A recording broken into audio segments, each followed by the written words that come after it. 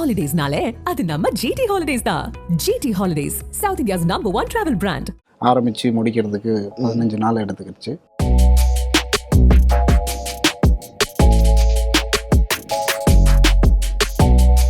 தூக்கமே எனக்கு அந்த ஒரு 15 நாள் எனக்கு சரியான தூக்கம் கிடையாது.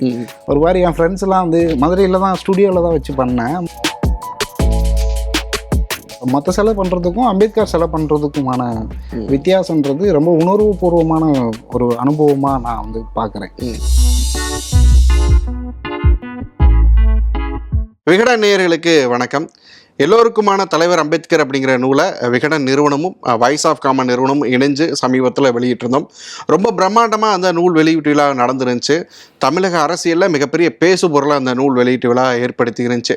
அந்த நூல் வெளியீட்டு விழாவில் அம்பேத்கரோட உருவச்சிலை ஒன்று வச்சுருந்தோம்.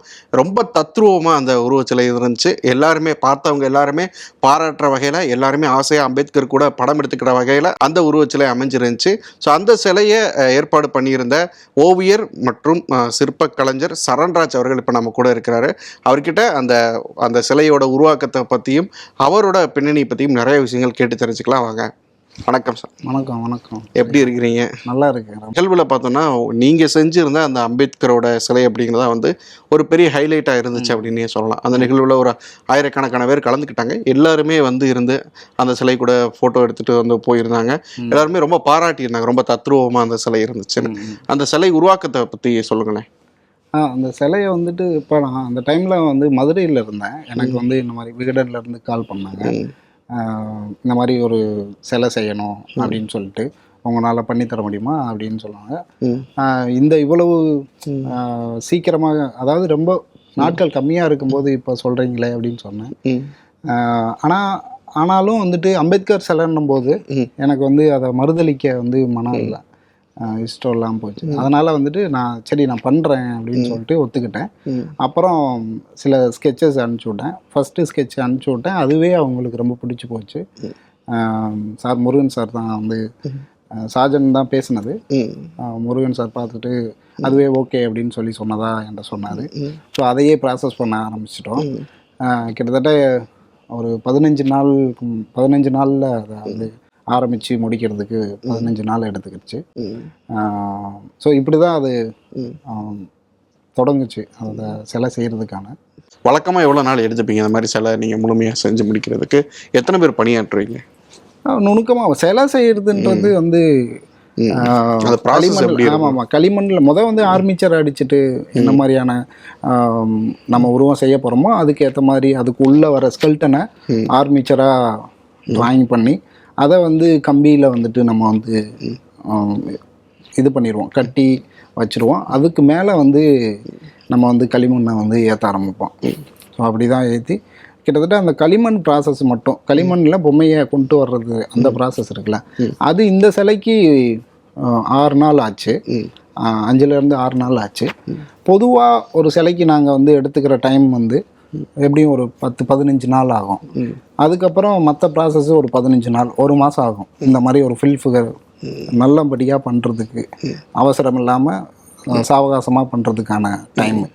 ஆனால் இது ரொம்ப குறுகிய டைமில் கொடுத்தாங்க அப்படின்றது ஒன்று. அப்புறம் இதை ரொம்ப நேர்த்தியாக பண்ணணும். ரொம்ப முக்கியமான இடத்துல இது வந்து இந்த சிலை போக போகுது. குறிப்பாக நான் வந்து இந்த சிலையை பண்ணிகிட்டு இருக்கும் போதெல்லாம் நான் வந்து ஒரு பயங்கர ஒரு எதிர்பார்ப்போடையே தான் பண்ணேன். ஏன்னா உங்களுக்கு முன்னாடியே சொல்லப்பட்டுருச்சா இந்த மாதிரி முக்கியமான நபர்கள்லாம் ஃபோட்டோ எடுக்க போகிறாங்க அப்படின்லாம்? ஆமாம், சொல்லிட்டாங்க. இந்த மாதிரி இந்த இன்னாரை வச்சு தான் இந்த புத்தகம் வெளியிட போகிறாங்க அப்படின்ற மாதிரிலாம் இது பண்ணாங்க. ஸோ அந்த நிகழ்வில் எல்லோரும் வந்து அந்த சிலை கூட புகைப்படம் எடுத்துக்கிட்டப்போ, ஸோ விஜய் அவர் சிறப்பு விருந்தினர் வந்திருந்தார், அவரும் புகைப்படம் எடுத்திருந்தார். சந்துரு அவர்கள் மேனாள் நீதிபதி அவர் எடுத்திருந்தார். அம்பேத்கருடைய பேரன் ஆனந்த் லல்டும்டே அவர் எடுத்திருந்தார். இந்த மாதிரி சிறப்பு விருந்தினர்கள் அப்புறம் அந்த நிகழ்ச்சியில் கலந்துக்கிட்டவங்க எல்லாருமே வந்து அந்த சிலை கூட புகைப்படம் எடுத்து அதை பற்றி பாராட்டி பேசினப்போ எப்படி இருந்துச்சுங்க? அது ரொம்ப சந்தோஷமாக தான் இருந்தது. இன்னைக்கு தமிழ்நாட்டில் மிக பிரபலங்களாக இருக்கிறவங்க நம்ம சிலையோட, நான் செஞ்ச ஒரு சிலையோட உட்காந்து ஃபோட்டோ எடுத்துக்கிறதுன்றது ரொம்ப மகிழ்ச்சியாக இருந்தது. ஒரு பெருமைக்குரிய விஷயமாக தான் நான் அதை பார்த்தேன். ஸோ நிறைய அந்த ஃபோட்டோஸ்லாம் நிறைய வைரல் ஆச்சு. செல்ஃபி எடுத்த ஃபோட்டோஸ் எல்லாமே, விஜய் எடுத்த ஃபோட்டோஸ் எல்லாமே. ஸோ நிறைய பேர் வந்து நாங்கள் சோசியல் மீடியாவில் பார்க்குறப்போமே சிலை ரொம்ப தத்ரூபமாக இருக்குது அப்படின்னு வந்து பாராட்டினதை பார்க்க முடிஞ்சது. உங்களுக்கு யார் வந்து பாராட்டினாங்க? யாருடைய பாராட்டு உங்களை நெகிழ வச்சுதா? நிறைய என்னுடைய ஆசான் ஓவியர் சந்துரு வந்து நான் இந்த சிலையை களிமண்ணில் செஞ்சிட்டு இருக்கும்போதே அவருக்கு இதை ஃபோட்டோ எடுத்து அனுப்பிச்சி விட்டேன். ரொம்ப வந்து சந்தோஷப்பட்டு சூப்பராக அருமையாக வந்திருக்கியா அப்படின்னு சொல்லிட்டு சில கரெக்ஷன்ஸும் சொன்னார். ஸோ அது அடிப்படையில் அந்த கரெக்ஷனும் பண்ணி அதுக்கப்புறம் அதை ஃபினிஷ் பண்ணேன். அதுக்கப்புறம் வந்து அப்புறம் என்னுடைய சீனியர் நடராஜன் ஓவியர் நடராஜன் அவருக்கும் அனுப்பிச்சி விட்டு கேட்டேன். அவரும் வந்து சில கரெக்ஷன் மட்டும் சொன்னார். மற்றபடி அவங்க தான் முத சிலையை பார்த்து ஒரு கான்ஃபிடென்ட் கொடுத்தது எனக்கு. ரொம்ப சூப்பராக வந்திருக்கு அப்படின்னு சொல்லி ஒரு நம்பிக்கை கொடுத்தது. ஸோ அது என்னுடைய மாஸ்டர் என்னுடைய ஆசான் அவர் சொன்ன விஷயந்தான். ஏன்னா நாங்கள்லாம் வந்து அங்கே அவர்கிட்ட தான் வந்து ஆர்ட்டை எது ஆர்ட்டு அப்படின்ற விஷயத்தெல்லாம் கற்றுக்கிட்டோம். நான் பிரமிப்பாக பார்க்கக்கூடிய நபர் இப்போ வரையிலும் ஓவியர் சந்துரு தான். அப்புறம் அதுக்கப்புறம் இந்த நிகழ்வில் வந்துட்டு நீதியரசர் சந்துரு வந்து சிலையை பார்த்துட்டு ரொம்ப சந்தோஷப்பட்டு சொன்னார், ரொம்ப நல்லா பண்ணியிருக்கீங்க. அந்த கண்ணாடி அந்த ரொம்ப திக்னஸ் அதிகமாக உள்ள கண்ணாடி போட்டிருக்கீங்க, அதுக்கு பதிலாக மெட்டல் ஃப்ரேம் போட்டிங்கன்னா ரொம்ப நல்லா இருந்திருக்கும் அப்படின்னு ஒரு ஃபோட்டோ பக்கத்தில் இருந்த அந்த ஃபோட்டோவை காமிச்சு சொன்னார். இந்த ஃப்ரேம் போட்டிருந்தீங்கன்னா ரொம்ப நல்லா இருந்திருக்கும் அப்படின்னு. அப்புறம் தோழர் ஞானவேல் அவங்களும் வந்து சொன்னாங்க, ரொம்ப நல்லா இருக்குது சரன்னு சொல்லி சொன்னது ரொம்ப மகிழ்ச்சியாக இருந்தது. நம்ம அந்த அம்பேத்கர் சிலையை பார்க்கும்போதுமே ரொம்ப கம்பீரமாக இருந்துச்சு. நாம் அந்த அம்பேத்கர் சிலையை பார்க்குறப்போ என்னென்னா வழக்கமாக நம்ம பார்த்து பழகியிருப்போம். அம்பேத்கர் சிலைக்குன்னு ஒரு உருவம் இருக்கும், ஒரு நிறம் இருக்கும். அதை தாண்டி இதில் நிறைய வித்தியாசங்களும் இருந்தது பார்க்க முடிஞ்சது. என்ன வித்தியாசங்கள்லாம் இருந்துச்சு, எதனால் பண்ணப்படுச்சு அதெல்லாம்? இல்லை, நான் வந்து ஒரு சிலை பண்ணுறதுக்கு முன்னாடி நான் சிலை பண்ணியிருக்கேன். அப்போது வந்து நிறையா மிஸ்டேக் வரும், நிறையா அதில் உள்ள உயிரோட்டம் எங்கேயே மிஸ் ஆகும். நான் வந்து குருவனத்தில் ஓவியர் சந்திர மாஸ்டர் அவருடைய குருவனம் அம்பையில் இருக்குது, அம்பாசமுத்திரத்தில். நான் அங்கே அப்பப்போ போய் அங்கே போய் தங்குவேன். அப்போ தங்கும்போது ஒரு டைம் வந்துட்டு நம்மாழ்வார் சிலை பண்ணிக்கிட்டு இருந்தேன். ஸோ அப்போ நம்மாழ்வார் சிலை பண்ணிக்கிட்டு இருக்கும்போது தான் அப்பப்போ வந்து கொஞ்சம் சொல்லுவார் சார் வந்து ஒரு சிலை பண்ணும்போது என்னென்ன விஷயங்களை கவனிக்கணும், என்ன மாதிரியான மனநிலையில் நம்ம வந்து இருக்கணும் அப்படின்ற மாதிரியான விஷயங்கள்லாம் நிறையா சொல்லுவார். சும்மா ஒரு சிலையை ஒரு பொம்மையை பண்ணுறோம் அப்படின்றது இல்லாமல் அந்த நபரை நம்ம முன்னாடி நிறுத்தி பார்க்குற ஒரு வித்தையை நம்ம வந்து அங்கே நிகழ்த்தணும் அப்படின்ற ஒரு விஷயத்த அன்னைக்கு சொன்னது. எப்போ சிலை பண்ணாலும் அந்த வார்த்தை எனக்கு உள்ளுக்குள்ளே இருக்கும். ஸோ அப்படி தான் நான் வந்து அம்பேத்கரை நம்ம நிறையா ஃபோட்டோவாக பார்த்துருக்கோம். நிறையா அவர் வந்து சின்ன வயசுலேருந்து 7வது 8வது படிக்கிறது அந்த டைம்லேருந்து அம்பேத்கரை வந்து நம்ம வந்து தொடர்ந்து அவரை பற்றி அறிய ஆரம்பிக்கிறோம், அவரை பற்றி தேடி படிக்க ஆரம்பிக்கிறோம், அது சார்ந்து ஸ்பீச்சை வந்து கேட்க ஆரம்பிக்கிறோம். ஸோ அப்படி தான் வந்து தொடர்ந்து வரோம். ஸோ அப்படி கேட்டு அவர் மண்டைக்குள்ளே நம்ம சிந்தனைக்குள்ளே அப்படியே ஊறி போயிருக்கிற ஒரு நபர். அவரை வந்து நேரில் நிறுத்தி பார்க்குற ஒரு வித்தையை ஒரு அனுபவத்தை நம்ம வந்து இந்த டைம் வந்து நம்ம பெறணும் அப்படின்னு நினச்சி பண்ணது தான். கிட்டத்தட்ட ஒரு தூக்கமே எனக்கு அந்த ஒரு 15 நாளும் எனக்கு சரியான தூக்கம் கிடையாது. ஒரு மாதிரி என் ஃப்ரெண்ட்ஸ்லாம் வந்து மதுரையில் தான் ஸ்டுடியோவில் தான் வச்சு பண்ணேன். ஃப்ரெண்டோடைய ஸ்டுடியோ தான். எனக்கு இங்கே சென்னையிலையும் ஸ்டுடியோ இல்லை, அங்கே மதுரையில் வீட்டில் மட்டும் கொஞ்சம் சின்ன ஸ்டுடியோ இருக்குது. அதுவுமே போதிய வசதி இருக்காது அப்படின்றதுனால ஃப்ரெண்டோடைய ஸ்டுடியோவில் தான் வச்சு பண்ணேன். அப்போ ஃப்ரெண்ட்ஸ்லாம் சொல்கிறாங்க, கொஞ்சமாவது ரெஸ்ட் எடுங்க, போயிட்டு வேறு வேலையை பார்த்துட்டு இல்லை வேறு வீட்டுக்காவது போயிட்டு வந்து அப்புறம் பண்ணுங்க அப்படின்லாம் வந்து சொல்லுவாங்க. அதையும் தாண்டி என்னால் வந்து அதை வந்து அவங்க சொன்னதெல்லாம் கேட்காம அதை தொடர்ந்து அந்த சிலை செய்கிற அந்த ப்ராசஸ்க்குள்ளேயே இருந்தேன். ஏன்னா எனக்குள்ள மற்ற சிலை பண்ணுறதுக்கும் அம்பேத்கர் சிலை பண்ணுறதுக்குமான வித்தியாசன்றது ரொம்ப உணர்வுபூர்வமான ஒரு அனுபவமாக நான் வந்து பார்க்குறேன்.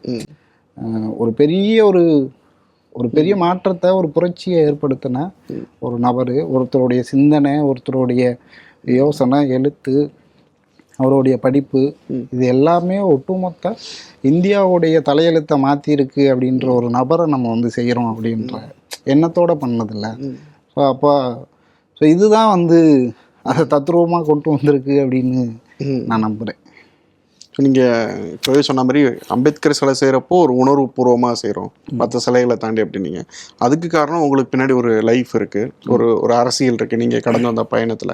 அதை பற்றி சொல்லுங்களேன். எங்கேருந்து ஸ்டார்ட் ஆகுது உங்களோட இந்த கலை ஆர்வம் அப்படிங்கிறது? சின்ன வயசுலேருந்து வரைவேன்.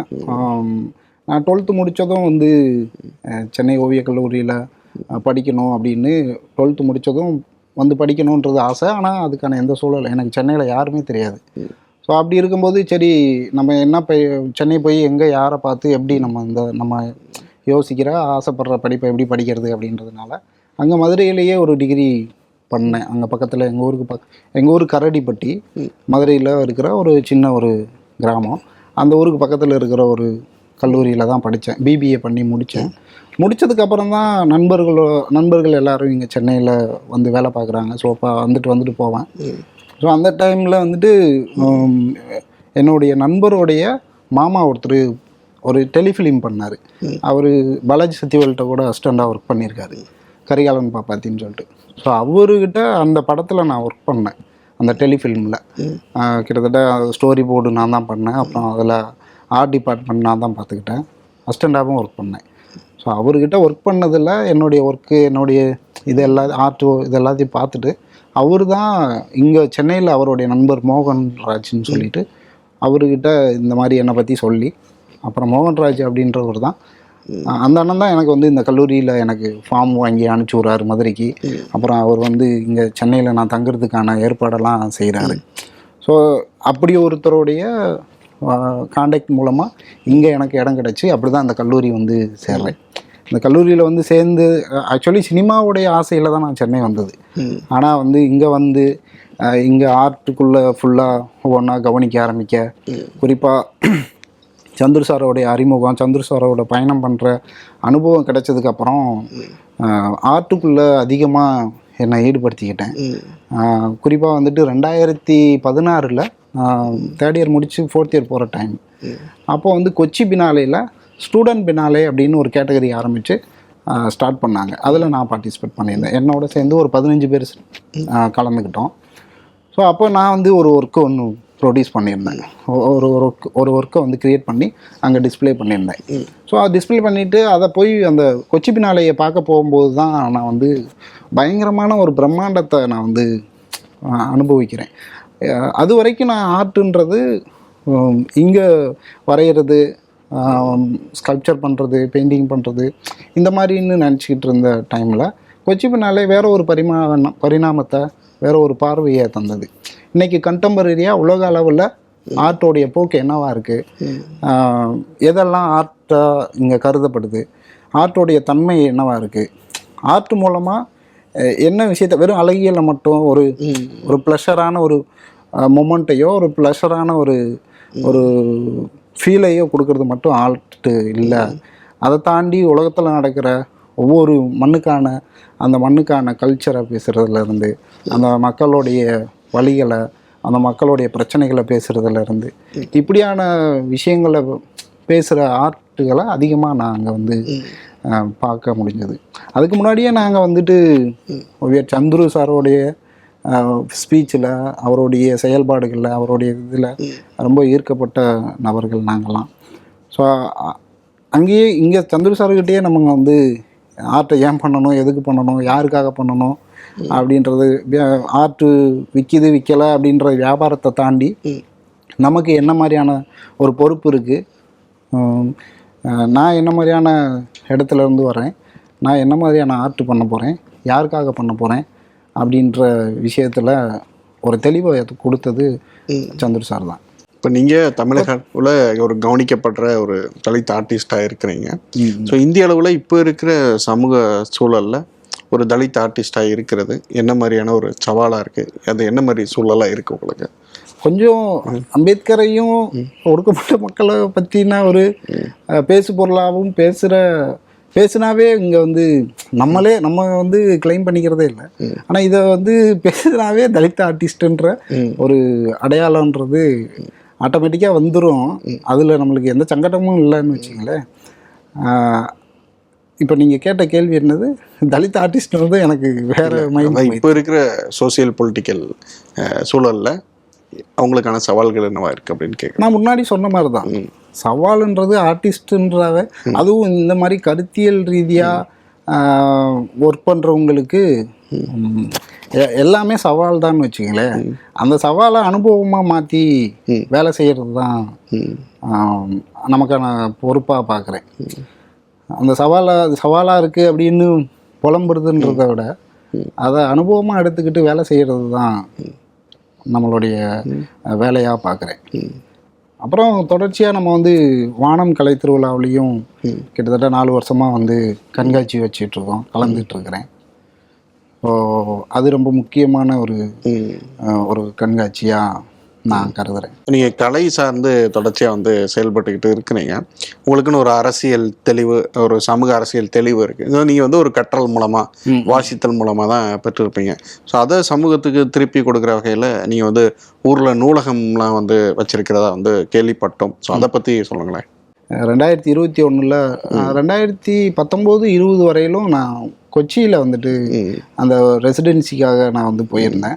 கிட்டத்தட்ட 1 இயர் அங்கே தான் நான் இருந்தேன். அப்போ அங்கே இருக்கிற டைமில் வந்துட்டு என்னென்னா, இந்த ரெசிடென்சியை நம்மளுக்கு கொடுத்தவர் வந்து ஆர்டிஸ்ட் ரியாஸ் கோமு தான்.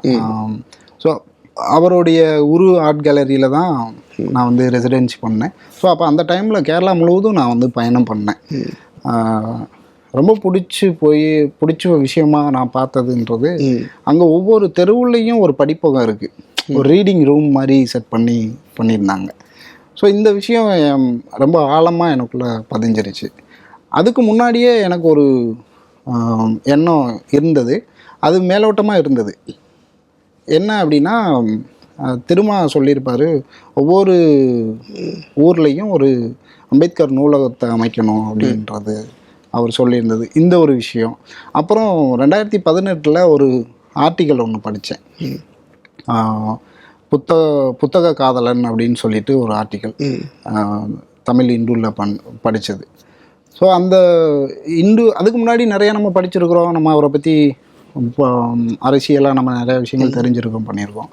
ஆனால் ஒரு புத்தகத்துக்கும் அம்பேத்கருக்குமான ஒரு நெருக்கம், அவர் புத்தகத்தை எவ்வளோ நேசித்தார் அப்படின்ற விஷயம் எனக்கு பயங்கரமாக தூக்கி வாரி போட்டுச்சு. கிட்டத்தட்ட 69,000 புத்தகங்கள் தன்னுடைய சொந்த வீட்டில், சொந்த லைப்ரரியில் 69,000 புத்தகத்தை சேகரித்து வச்சாருன்றது சாதாரண ஒரு விஷயமா பார்க்க முடியாதுல்ல. ஏன்னா அவர் வாங்கி வச்சது எல்லாமே வந்து ஒரு கேளிக்கையான புத்தகங்கள் அப்படி எதுவும் இருக்க முடியாதுல்ல. ஒவ்வொன்றும் அது பயங்கர வேல்யூபுளாக தானே அவர் வந்து செலக்ட் பண்ணியிருப்பாப்புல, மதிப்பிட்டு அதோடைய நுட்பமாக அதை கவனித்து தானே அந்த புத்தகத்தை பர்ச்சேஸ் பண்ணியிருப்பார். ஸோ அந்த மாதிரியான புத்தகங்களை 69,000 புத்தகங்களை சேகரித்து வச்சுருன்றதுலாம் பயங்கரமான, தெற்கு ஆசியாவில், அதுவும் இந்தியாவில் ஒரு தனிநபர் வந்து முதல்ல ஒரு நூலகம் அமைச்சாருன்றது, இந்த விஷயங்கள் தான் என்னை வந்து பயங்கரமாக வந்து நான் ஒரு நூலகம் வந்து சொந்தமாக உருவாக்கணுன்றதுக்கான தூண்டலாக இருந்துச்சு.